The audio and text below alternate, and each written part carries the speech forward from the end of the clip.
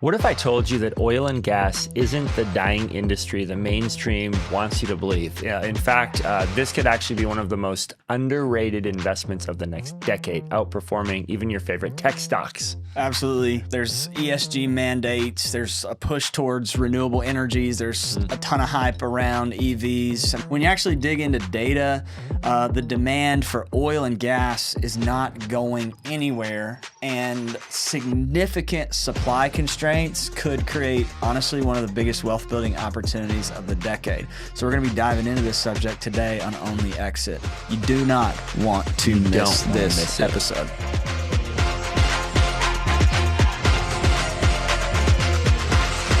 All right, guys, what's up? Welcome back to Own the Exit. Aaron and I are going to be drilling in to a lot of information about oil and gas. We are wells of knowledge on this topic. The information is just going to be flowing for you guys. Flooding.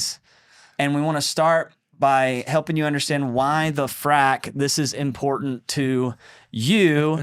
I thought I was going to be able to get through that without laughing. We couldn't get. Anyway, all dad jokes aside, look, Aaron has 5 kids. I've got 3. We literally are dads. Okay, so give us a little grace here for that ridiculous intro section. But this is an important topic for entrepreneurs, talking about oil and gas. Aaron, I think you were saying you've been watching the new show Landman. Yeah, I wouldn't base. No, yeah, but it's entertaining. The point is that there are some facts in that show, right? That oil and gas, like the 4th largest global industry.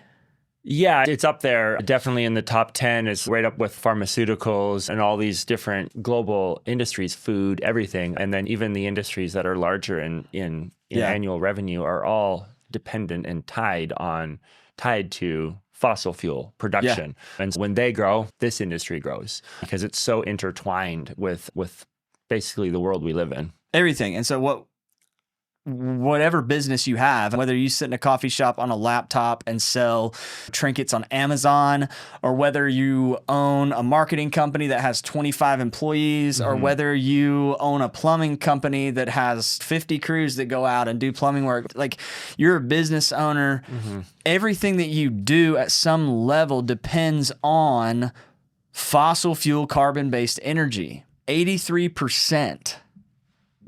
Understand this, 83% of all global energy is carbon-based. Wind, solar, a lot of people talk about solar. And before we dive into all of this, understanding that as an entrepreneur, if you can accept that oil and gas, fossil fuels are a necessity to the global economy and to your personal business and all of that, then you can look and say, okay, why am I not investing in this thing? Why am I not allocating some money into sensible, strategized oil and gas investments? Because the truth is, Aaron and I have been investing in oil and gas as entrepreneurs, right? We're not in the oil and gas industry. We are in the investment, education, all that. Like we're in industries that are not, we've never operated oil and gas. We've never operated an oil well. I don't know that I've ever even been to one. You have. So that's excellent. You're from Canada. That's why. They're not, they're actually kind of cool. It's like an engineering feat. Yeah. I have seen them. I'm being exaggerating. But the point is, investing in something that's unrelated to your primary business can sometimes be the answer to your long-term cash flow situation and help you own your exit. And that's why this is important, is because we talk a lot on this show about building your business with the end in mind and owning your exit in that way. But the reality is that your exit is not simply anchored by your business. Your exit it's yours. That's why you have to own it. It's you achieving the financial freedom that you set out to achieve. And your business is a significant part of that, but it produces cash flow. And potentially, if you want to sell it later, it can produce a nice windfall. But you should be reinvesting portions of that into other non-affiliated industries, real estate, private equity, oil and gas, which is a huge one, right? And so I would say the big point that we're making here is this should be important to every entrepreneur who thinks in an entrepreneurial way, because we have a significant opportunity, and that's what we're going to be breaking down here, is why is this such a great opportunity for entrepreneurs especially to invest in oil and gas, right?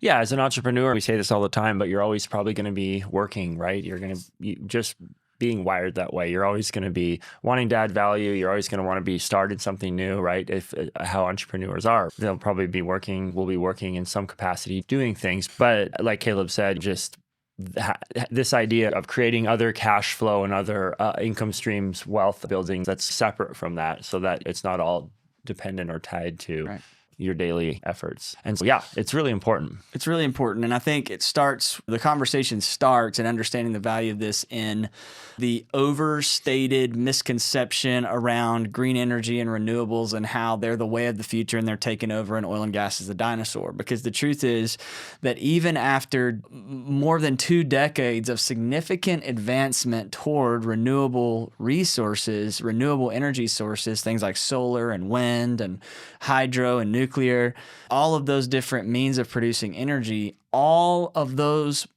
clean energy, renewable energy alternatives combined make up about 17% total of global energy production, and 83% is still carbon based. And there's a big conversation, Aaron, around solar. Like, people are talking big time about, like, I had a conversation with a guy the other day. He's, oh man, like in a couple of years, solar panels are going to be so cheap. It's going to be like VCRs. When they first came out, they were $1,000 to buy one. And then by the time all the technology got perfected and everything, you could buy a VCR for $20 at Walmart or whatever, if you even remember VCRs. But the point is that as a new technology comes out, it's more expensive to manufacture, but then more research goes into it, more raw material sourcing goes into it, and then it becomes cheaper. And his point was, is solar is going to get so cheap to produce, and it's already headed that way. It's going to get so cheap to produce that it's going to be like cheaper to produce electricity using solar than it is to produce it using oil and gas or anything else. And the point is this, is like, okay, but consider the efficiency of the production and the demands that we need. How many solar panels are going to have to be deployed because right now it's 1.5% of all global energy is provided through solar. And we've had this technology for a lot longer than the VCR. Yeah, and like than the VCR had before it went to $20. Right. You know what I mean? We've had this it's technology still for a long dependent time. on fossil fuels. Yeah, to the make manufacturing solar panels. Exactly. To install them, to operate them, the technology behind the computers that are behind it. Yeah. So there's a lot of the chips. Yeah. Are made with fossil fuels. Exactly. And it's, even that 17% you mentioned is not completely separated from fossil fuels. Exactly. Even this whole narrative that you said has exacerbated the problem, because there's been like private equity firms that have, especially like around 2000 or mid 2010, around there, a lot of the whole narrative was like, oh, we're accelerating this, we're going to green energy. And so there was a lot of like people pulling out, not of production, of drilling, of looking for new wells, constrained capital, people not wanting to go into that, thinking that it's not the future, which has created a lot of supply issues, because it can take like 10 years to find and develop new areas for drilling. And so it's not like you can just turn the faucet on and be like, I guess we'll start pumping out some more oil. Like, it's very costly. It can cost $5 million to build the horizontal well.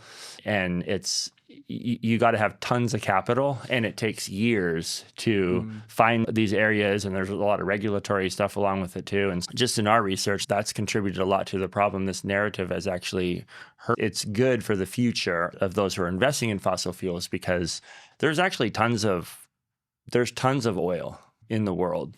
But so much of it is the narrative, the investment dollars, government, political. There's so much to it all that really it's very up and down. But I think the long-term trajectory is up. So let's say, with this kind of whole green energy misconception that fossil fuels are a dinosaur industry that's dying, which is 100% not true. There's literally zero data to support that. It's all idealism. It's all driven by agenda, narrative, all that kind of stuff. And I'm not making a statement about my agreement with whether or not we should try to source green energy sources. I think it's a good idea. I think it's smart. But the reality is this: we don't have them yet. The technology is not there yet. We've not found something that can replace this energy source. And it's either we bring the whole global economy to a screeching halt and we just wait until somebody is able to find it, or we utilize the fuel and the energy source that we have now as a part of the process of finding the next sustainable energy source, which is we have to do. But supporting that this whole like green energy push is a significant misconception is even if solar energy, for example, which is one I do hear a lot of people talk about, even if solar energy production were to increase 10x over the next 10 years, which would be crazy, it would still only make up 15% of the global energy supply. Mm-hmm.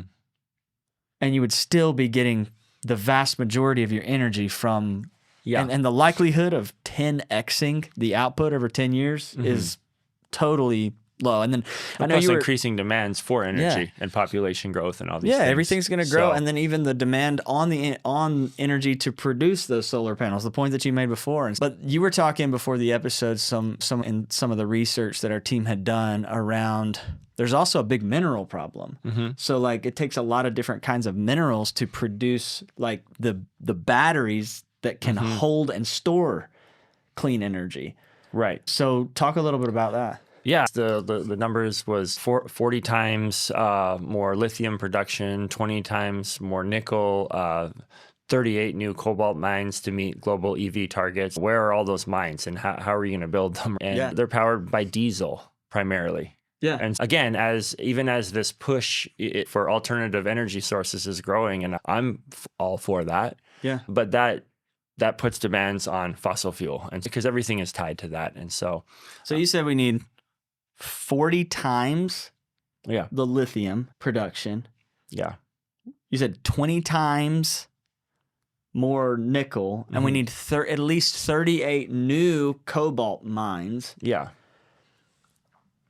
And just even the infrastructure is going to take decades. I'm thinking to set up a legitimate mining operation for cobalt alone, like I was reading in an article, like it's like on average, it takes 16 years to get a new mining operation up and running and actually efficiently extracting minerals from the ground.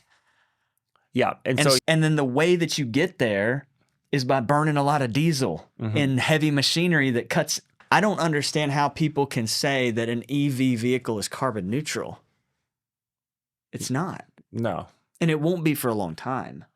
No. And I'm not making an environmentalist statement here. I'm making just a factual, come down to earth, Nancy statement. Like we are dependent on fossil fuels as a global economy. We are absolutely dependent. You take them away today, the entire economy of the world comes to a screeching halt.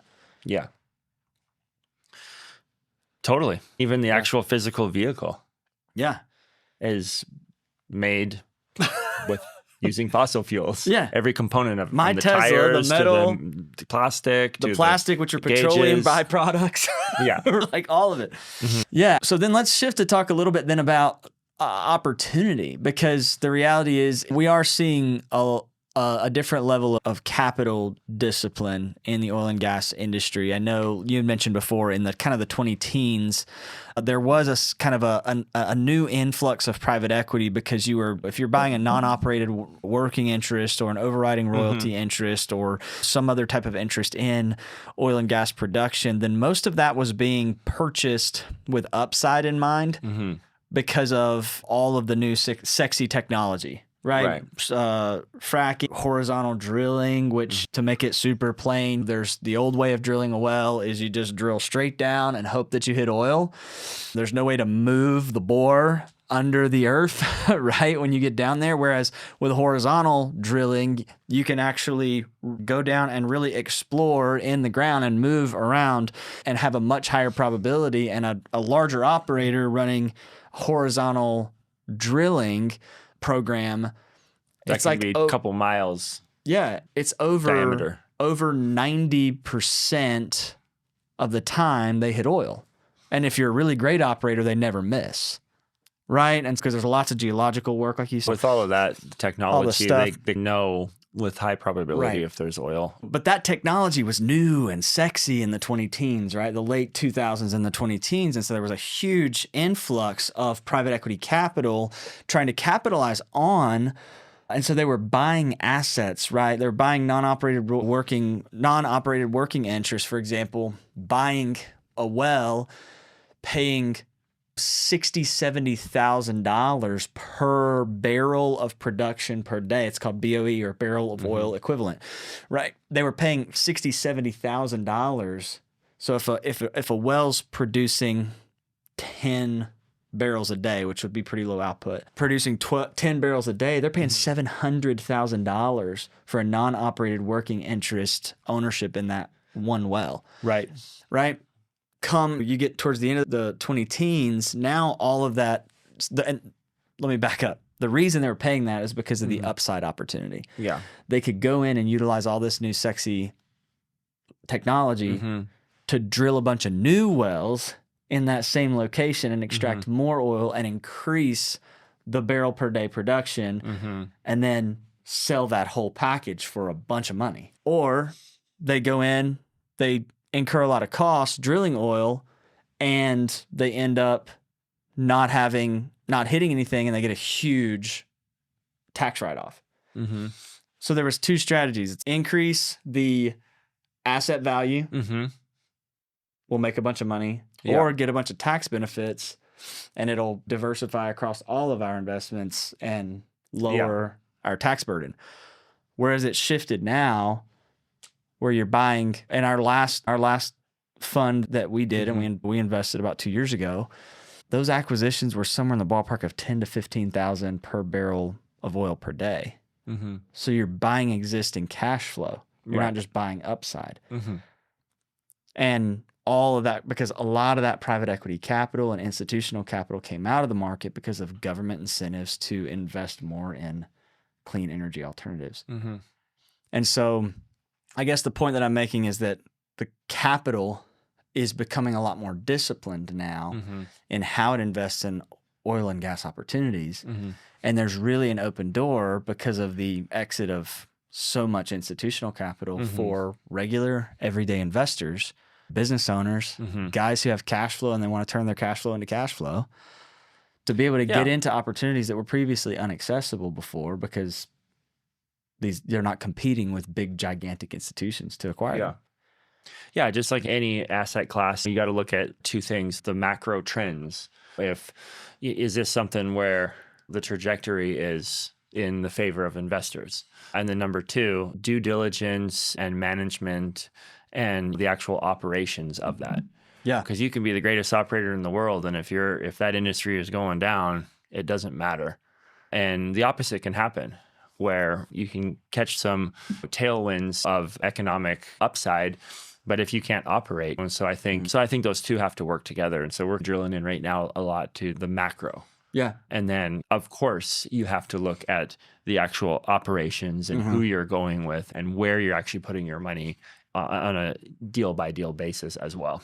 Yeah. And it's important. One of the things that I know we value are middle market to large operators that we've invested with, Marathon and Devon and Continental Energy and some of these bigger, larger publicly traded companies that have more strictly audited financials and all of those different things, because you want to invest in, we personally invest in non-operated working interest or overriding royalty interest.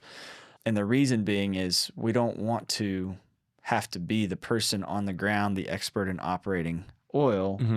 We want to participate in the cash flow and the revenue, and we want to have the right, but not the absolute necessity to participate in new drilling programs that those higher, larger operators propose. So we're investing in opportunities alongside of our part of our thesis is invest alongside of really large operators that have regularly audited financials. That are publicly traded companies. They're heavily scrutinized. They've got huge insurance policies.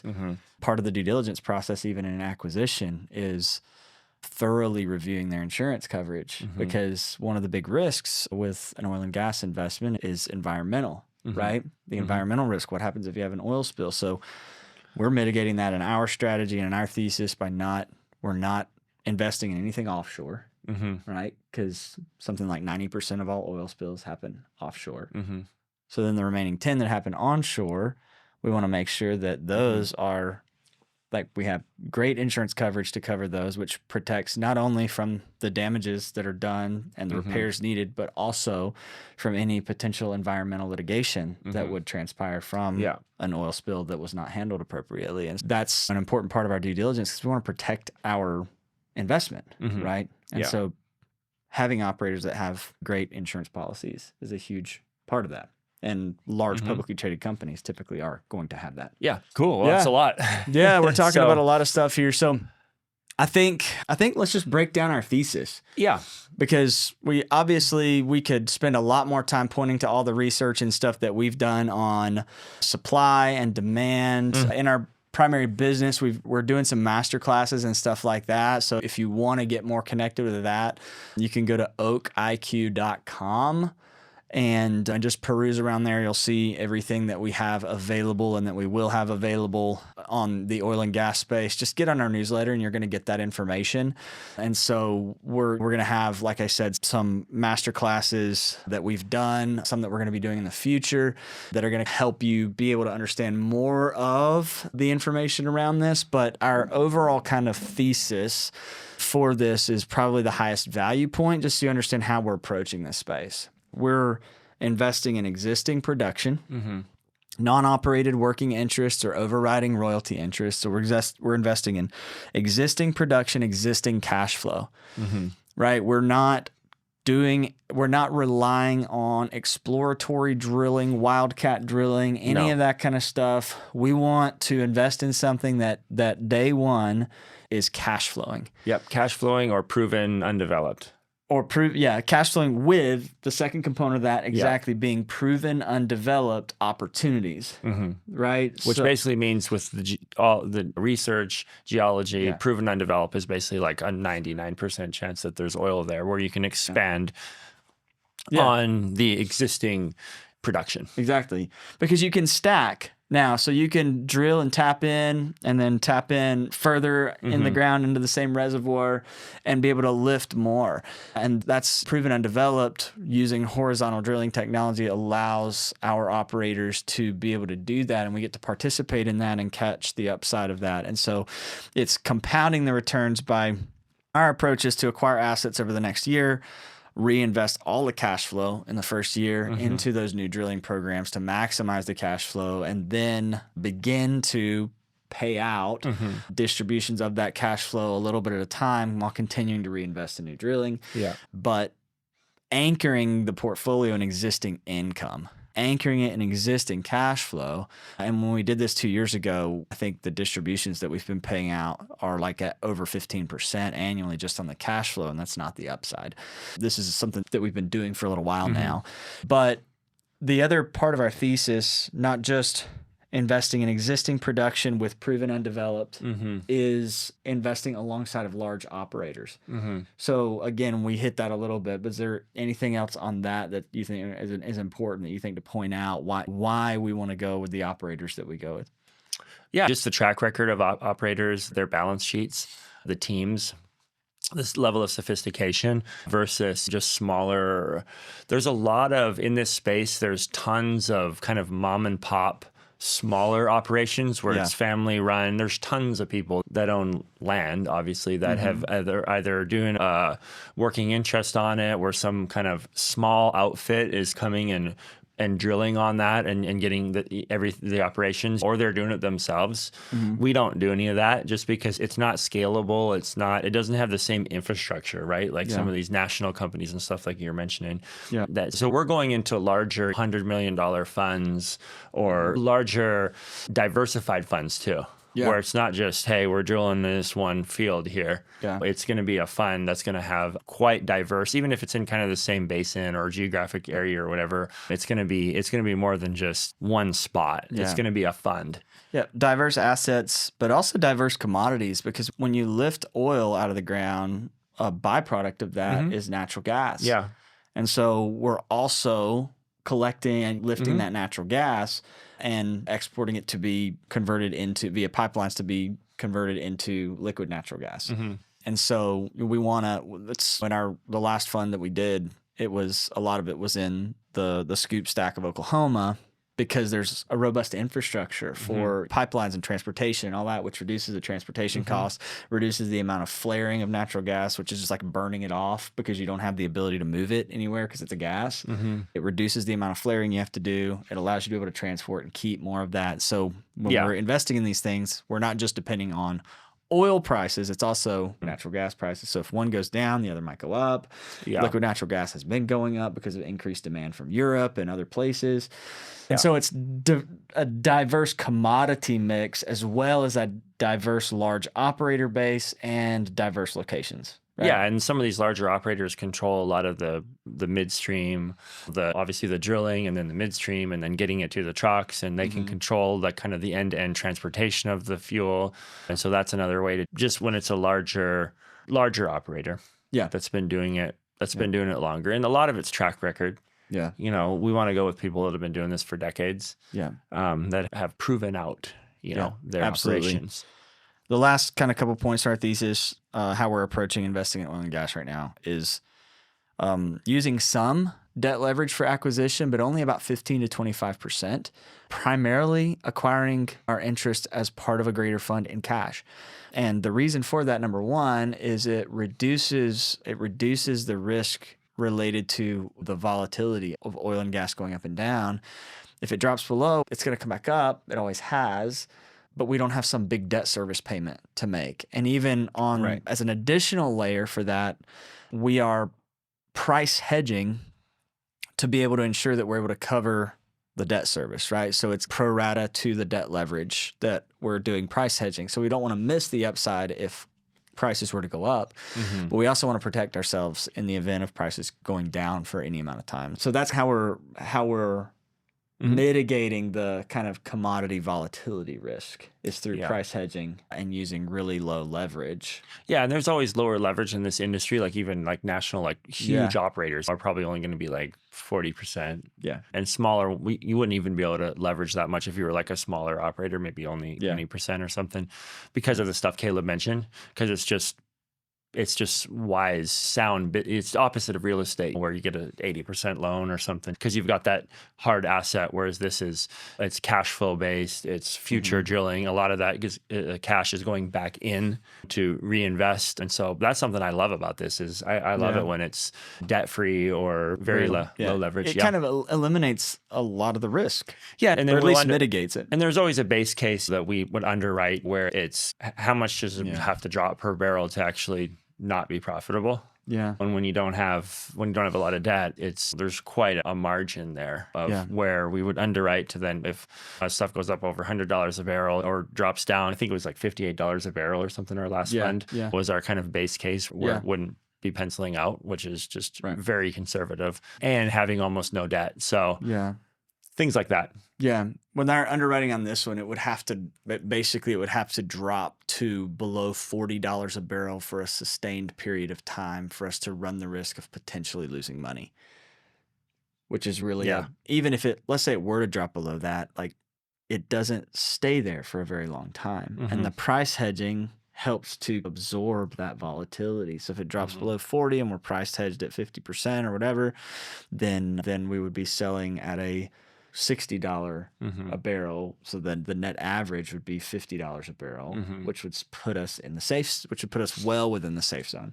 We're throwing a lot of information out there for an On the Exit episode, but hey, if you are listening to this and anything about this has struck your interest or you want to talk more, you want to look at even potentially investing alongside of us, leveraging our thesis and playbook to come in alongside of us in some oil and gas opportunities over 2025 5, then just want to invite you, if you're watching this on YouTube, head over to oakiq.com. The link's going to be down in the description for you, and you can explore a lot of our resources over there. You can also fill out the contact page and reach out to us there, and someone from our team will get you set up on a call with us, and we'll be able to talk more about your interest in potentially investing alongside us in some oil and gas opportunities if you're an entrepreneur or business owner, or if you just like the show. We'd love to have you as one of our listeners come in and join us in some of these opportunities that we're personally going into. Awesome, man. A little different episode today, but we covered a lot. Yeah. We don't always talk about investing, but when we do, it's really good. So share this with folks that you think would benefit from this, that are interested in oil and gas and want to just get a little bit of our take on it. Obviously, we didn't get too super exhaustive today, but thanks for listening to Own the Exit. Why don't you leave us a review, share it, hit the like button, the subscribe button if you're watching this on YouTube, and we'll see you next time. See you next time, guys.